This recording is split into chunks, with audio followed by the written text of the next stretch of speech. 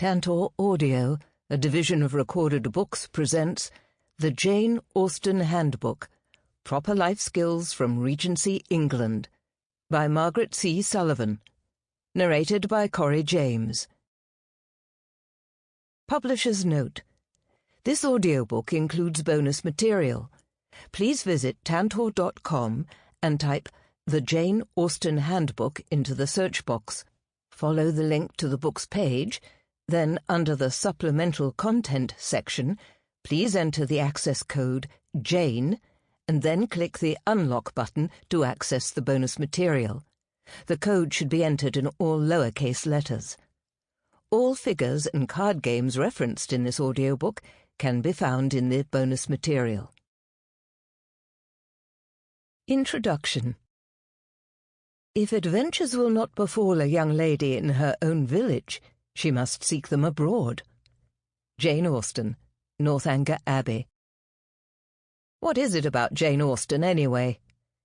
All Janeites have heard the question at one time or another, whether from a friend, significant other, co-worker, parole officer, or a math teacher who caught said Janeite reading Emma under the desk during class. She's been dead for 200 years.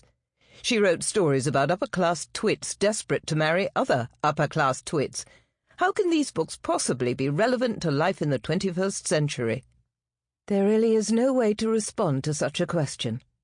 How to explain the sheer tingling joy one experiences when two interesting, complex, and occasionally aggravating characters have at last settled their misunderstandings and will live happily ever after, no matter what travails life might throw in their path, because Jane Austen said they will, and that's that.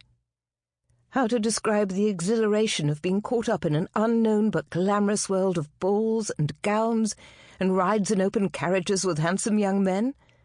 How to explain that the best part of Jane Austen's world is that sudden recognition that the characters are just like you? If you are nodding, gentle listener, this book is for you.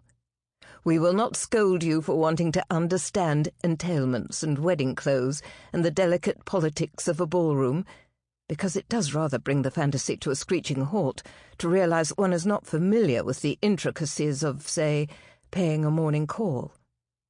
We will instead undertake to explain the mysteries of life among early 19th century British landed gentry, mysteries that Jane Austen, writing for an audience of her contemporaries, did not find mysterious at all. Here are step-by-step instructions that will allow one to conduct one's fantasy life with perfect aplomb, or at least to better understand the background when Lizzie or Emma or Eleanor or Catherine or Fanny or Anne is faced with a similar situation in the novels or films. Have you ever wondered where Mr. Darcy got his riches? Or how much that 10,000 a year would be worth today? Or why Emma Woodhouse looks down upon the Coxes, but not on the Westons? Why Lady Russell spends every winter in Bath? Or why Fanny Price was stuck in Portsmouth until someone male could come and take her away? These subjects, and others, are covered in the first section of this book, which deals with some of the logistical considerations of life among the gentry of Regency England. The second section explores the ins and outs of how one spent one's day in a period when having an actual job was frowned upon, while in the third section, making love— stop giggling, you gutter snipes, the phrase meant something different then, and you know it. One will learn the all-important rules for choosing a prospective husband. And as Mrs. Bennet pointed out in Pride and Prejudice, a family in a country estate can expect to dine with as many as 24 families, so one will wish to know how to conduct oneself in social interactions. The fourth section addresses the nagging questions on the intricacies of dancing, country house parties, and all manner of card games, including the ever-present, if not dreadfully boring, whist. We have also included a short biography of Jane Austen, descriptions of her novels, and the concoctions of modern Austen fans, such as films, sequels, and merchandise, and a handy glossary of the terms that have puzzled many modern readers.